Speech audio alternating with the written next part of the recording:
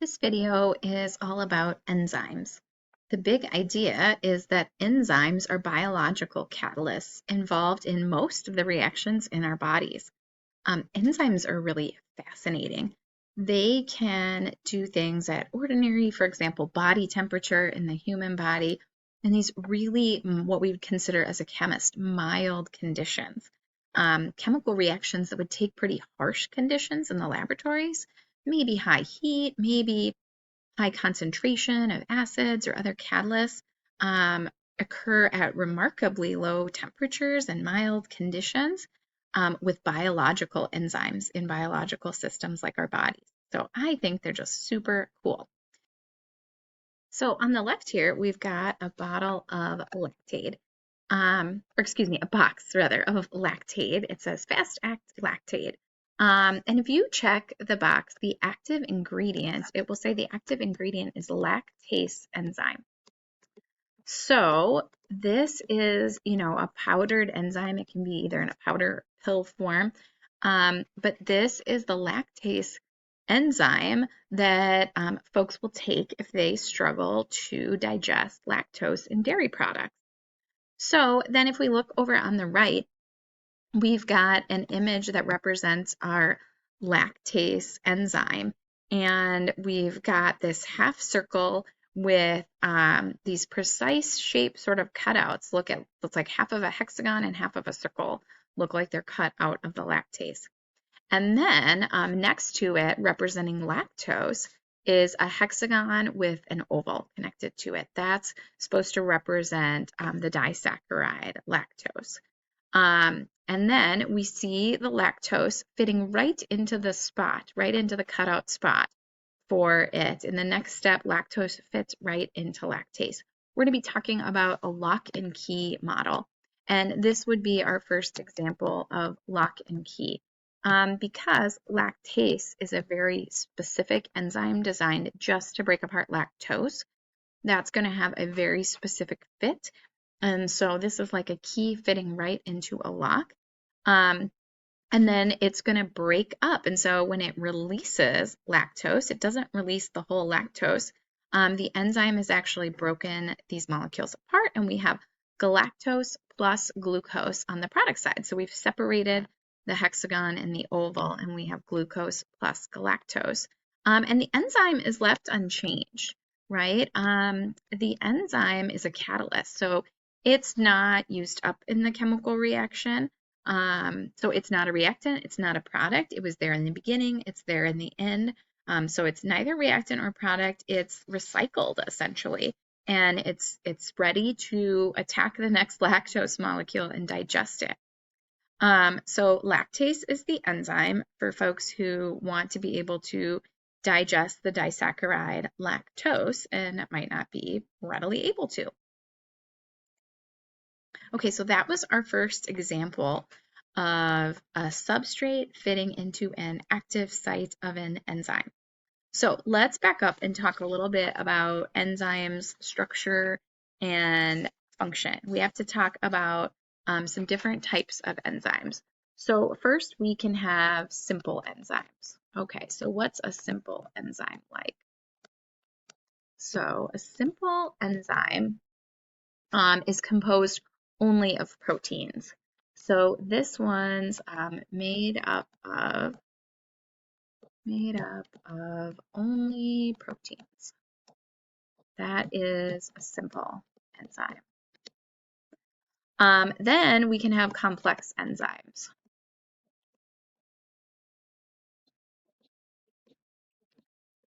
And complex enzymes really come in two forms. So there's two sort of subsets of complex enzymes.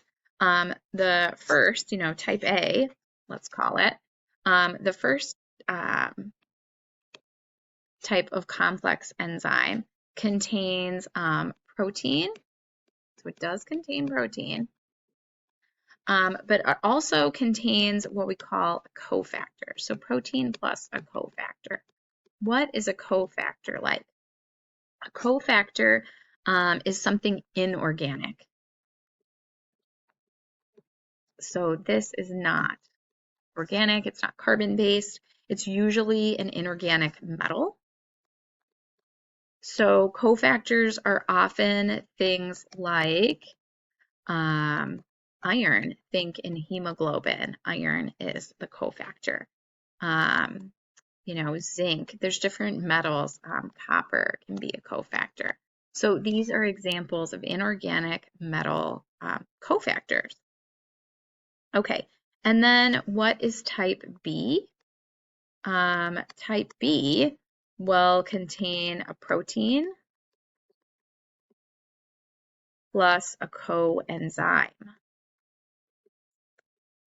Okay, so you got to be wondering how's a coenzyme different than a cofactor? Well, it's not inorganic, it is, you guessed it, organic. Okay, so it's going to be, carbon-based, carbon chain. It's going to be organic. So simple enzymes, just proteins. Complex enzymes can be protein and cofactor or protein and coenzyme. Cofactors are inorganic, often metals, think like iron and hemoglobin. The other type of complex enzyme is a protein plus an organic coenzyme. Okay, so let's take a closer look at our pictures here. So we have a schematic model of an enzyme. And again, we've got this half circle shape for our enzyme, and we've got this cutout, almost like a bite out of it. And it's in a specific shape on our enzyme. So again, the half circle with the bite out of it, that is supposed to be our enzyme. And then we've got our substrate. That is something that looks like it's going to fit exactly in that shape. So the substrate is the molecule that the enzyme is going to act on. So substrate is a molecule that the enzyme acts on. Or we could say, or reacts with, if you want to say reacts with. It acts on or it reacts with a substrate. And then the active site is this particular spot in the enzyme, that bite or that portion off of it that's going to fit the substrate perfectly.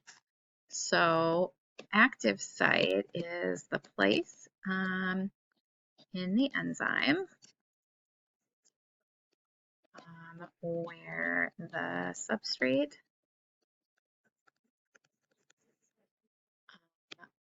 binds and the reaction actually takes place here. And the reaction takes place.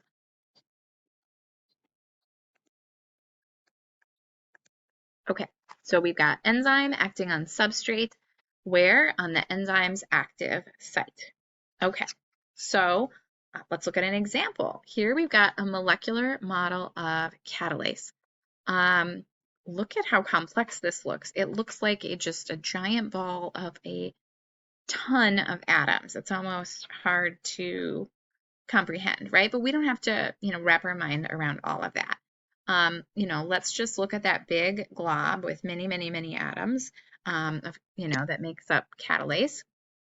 And that ASE ending, we're going to learn, really is our indicator that we have an enzyme. And then it says the substrate it's going to act on is H2O2, hydrogen peroxide. And then it points out a particular active site in the enzyme. It's kind of colored in hot pink here, but there's a particular, active site. So here's the idea. H2O2 is going to react in catalase. So we'll put the enzyme over the arrow. So we'll write H2O2 with an enzyme over the arrow. And it breaks the peroxide down to make water and oxygen gas. Now, for everything to be even, we're going to have to double the water. And that will mean that we have to double the peroxide. So it's really 2H2O2 with an enzyme catalyst over the arrow, reacts to form 2 water plus oxygen plus O2. So just an example of how an active site can act on a particular substrate. And it's worth sort of keeping in mind that, when we're looking at this big blob and it's all of these atoms and we're trying to think about the enzyme, remember that the primary order was determined by the order of amino acids. That was our primary structure. Remember that our secondary structure was that, alpha helix or beta pleated sheet. And so all of that plays a role, that primary and secondary and tertiary structure into making the enzyme its particular shape. So it's all fitting together anyway. This is all like building an additive here.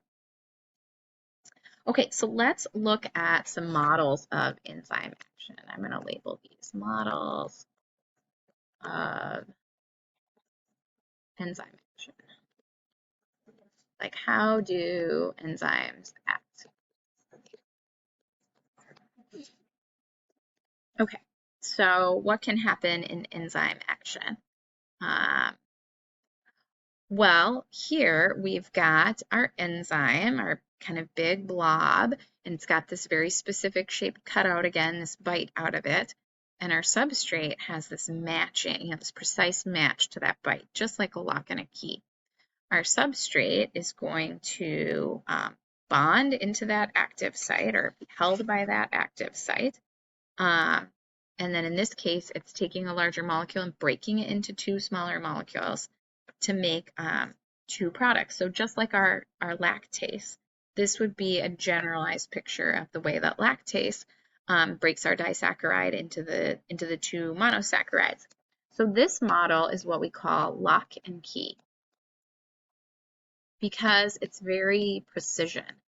That is a specific bite mark, if you will. I like to think of it that way. That's going to fit a specific substrate perfectly. And that lock and key, model, let's make a few notes. There's very high specificity.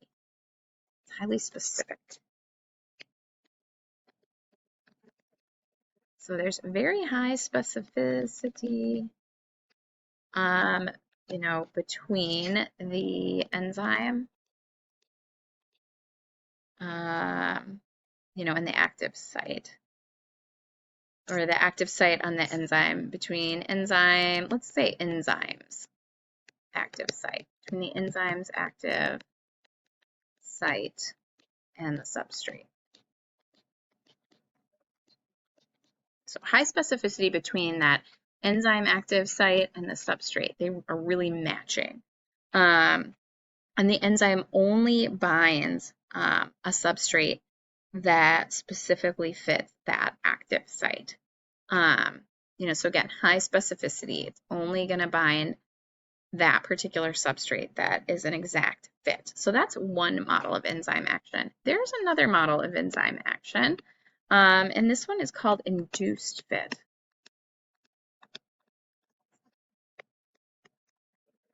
There are some enzymes that will act on a broad class of molecules, not just one particular molecule, but many molecules of the same general type.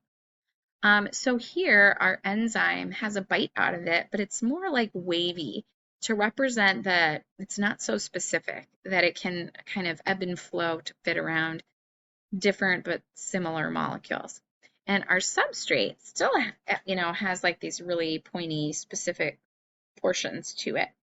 But the point is that the enzyme can flow or move or kind of gel around various similar substrates. So we've got what we consider a more flexible active site. So in the induced fit model, that's going to be down here, draw a line. In the induced fit model, down here, we have a more flexible active site. It's going to be able to bond a wider variety of substrates in a specific class of molecules usually. So the substrate and the active site will, sort of adjust a little bit so that bonding will take place. So these are going to adjust. So binding, takes place or occurs. They just kind of adjust for binding.